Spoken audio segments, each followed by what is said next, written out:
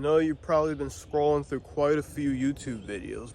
You're actually looking for information. You're looking for a way to heal yourself and to get over some of the blocks that you've been dealing with.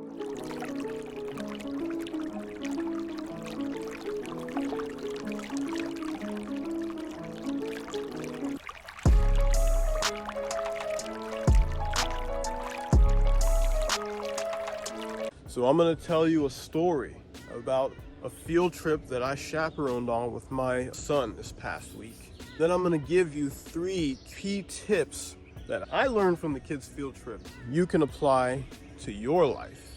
Just in case you're wondering, it is a real person here, taking off the glasses and all that. Before I get into the story, before I tell you about this field trip, think of somebody who could also benefit from hearing this message and share it with them now.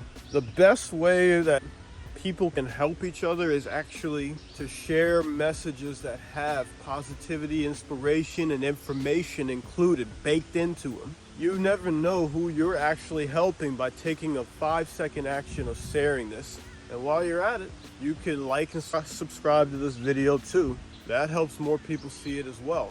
The goal behind Operation Dream Big is just that, to help people by helping you take control of this thing between your ears. Now, before I get into a rant, let's go. So this past week, I signed up to be a chaperone on a trip for my son, where his school is going to take the whole class to the local rec center pool and run them through an entire day of water safety exercises. Now, the reason that's happening is because in this state, there were a couple drownings that occurred, and they could have been avoided if those kids had just received some basic water safety training. So many kids will go their entire life without any time being exposed to the water. And then on that off chance they get on a boat or they get around a body of water and they fall in. I decided to go because I figured it'd be a good chance to connect with my son and see how he does, see where he's at. We haven't been able to do much of the swimming activities that I would like to do, and we're gonna get back to it. But I digress. So we go on this trip, we all go to the pool. I'm feeling nervous because there's all these kids that I've never met before, and you got to put on your bathing suits, you got to get in the pool with them. The water instructors are there, they're teaching the kids step by step how to do different things, like how to throw out a rope and pull somebody back into the water. All the proper principles around holding your breath underwater, not panicking when water goes over your head. They're doing all these different things, and there's something I noticed about my son throughout the whole day of training. His mood just got lower and lower because his expectation was that this was going to be a lot of fun playing in the water and things like that, but it was actually more about learning and training and getting comfortable being in the water. So one of the first blocks that he faced was not even being able to put his own head in the water, face first, with his breath being held, eyes closed and all that. He just got this look of panic when it was time to do that. So as much as I could, I would keep working with him step by step on each of these different areas the water instructors were bringing us to. 100%, he may have gained a small amount of progress, but if that class was graded, he wasn't passing it. That taught me a little bit about being aware of what's going on, because I remember back in the day, I would have judged my own son for struggling with this activity. I would have been like, how dare he not be able to do this and not pull together his courage and strength to make this happen? This is my son. Why isn't he doing that? But I put myself in his place and showed him some compassion and just worked with him and talked him through the different steps. And he made some progress. That's all I was after. At the end of the day, before they get to go and play in the water, for the 10 to 15 minutes they did a whole day of training and only got 15 minutes to play in the water. There's this one exercise where they all put on a life jacket or a life vest and they jump off of the diving board into the deep end of the pool. They're supposed to allow the water to go over their head. They're holding the vest, they bob back up. They sit there and relax for 5 seconds with the vest on in the water, then they swim out. My son hits the water and goes under, and the minute he comes up, he's taking in water through his mouth and he's panicking and grimacing and just ready to be done with it. He reaches his hand out for me because I was floating in the deep end, ready to assist and help as a chaperone. And I made the decision right at that moment to not reach back out and grab him. He had his vest on, and I let him sit in whatever he was feeling and talked him through it. So I told him, you're good. You swallow some water, start breathing, start taking some nice deep breaths. You got this. I said, no, I'm not gonna pull you out of here. You got this. So his face slowly started to change. He started to panic and rub at his eyes and stuff like that, but I let him sit in that and he got over it. And I said, okay, we got 5 seconds, let's do it. I counted out the 5 seconds for him, telling him, you're doing great. This is possible, this is powerful. And then when that was over, I guided him over. I said, go swim to there and you can get out of the pool. He did it. He started swimming, trudging his way over, wet hair all in his face and eyes and stuff. But he did it. He made it through that exercise. So when he gets out of the pool, puts his vest back, he comes, talks to me. And one of the big things he said is physically, he's not feeling all right. My stomach hurts, my head hurts, all these different little pains he's having. I, of course, knew what was going on. It's just the reaction physically to having a mental panic attack. After you go through something emotionally taxing at such a quick time, there are physical responses that will show up, and it's all different for each person. So I explained to him, it's not about something happening, you're not sick, it's not because you swallowed some pool water, because he kept saying there's chlorine in the water and that's why. I said, you went through something very tough and you had a panic attack and now you're feeling the after effect of it. So I told him, just take a deep breath, go chill with your friends and enjoy the rest of the time. And he did that. He of course tried to argue for his limitations and say, no, that's not it. But after I got his attention and explained that to him, he went back.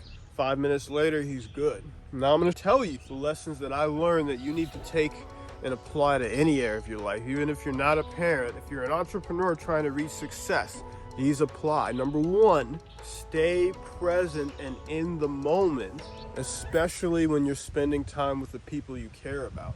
I'm an entrepreneur too, and if I allow it, my head will go all over the place no matter what I'm doing, and I will miss the experience. I got to spend an entire day watching my son overcome some mental blocks and go through some tough challenges and just be himself because I was able to stay 100% present. And because I was 100% present when he was in his toughest moments, I was able to call out my mental resources and say what he was supposed to hear in those moments to be what he needed. His dad who's going to guide him through these challenges. Always remember to stay 100% present. When it's good, when it's bad, when it's ugly, stay in it. Don't fall for the trap that your brain will give you to look to the future for stuff or go to the past trying to look at stuff and just distract yourself from the challenge that's right there in front of you, the discomfort that's right there in front of you. Stay in it. Number two, one of the biggest things that I learned from watching my son is that we are all human beings. You're human, and sometimes you gotta give yourself a break. Your mood is not going to be up all the damn time. And to expect that it will be that way is suicide. It literally is. It's suicide for your mindset because you're going to be hit with tough challenges and things are gonna come your way that rock you to the core. So when you know that's inevitable, that things like that are going to show up, you know that the only thing you can control is how you react. So when my son hit that water in his vest and his head came up, he reacted with terror. I helped him to shift that reaction into calm breathing and focusing on the single task in front of him, just floating with that vest and then getting out of the pool. And because I was able to focus him on that single activity and help him to react the right way, the experience was different for him. It wasn't a traumatic experience for him. Now he knows what to do if that ever happens again. He doesn't have to have that fear of if I fall off this boat into the water, what's gonna happen? He'll remember how I talked him through that. You can control how you react to experiences, and trauma can be a choice at that point. Because if you react and allow it to surprise you and create mental pain right there in that second where you think one thing but this showed you another and you have to make sure those two ends meet somehow, that's the recipe to create a memory that generates pain for the rest of your life. So number two, learn to control your emotional reactions. One good way is meditation. I'll make a video on how to meditate properly. Number 3 is the most important thing ever. Practice having love and compassion for yourself and for others.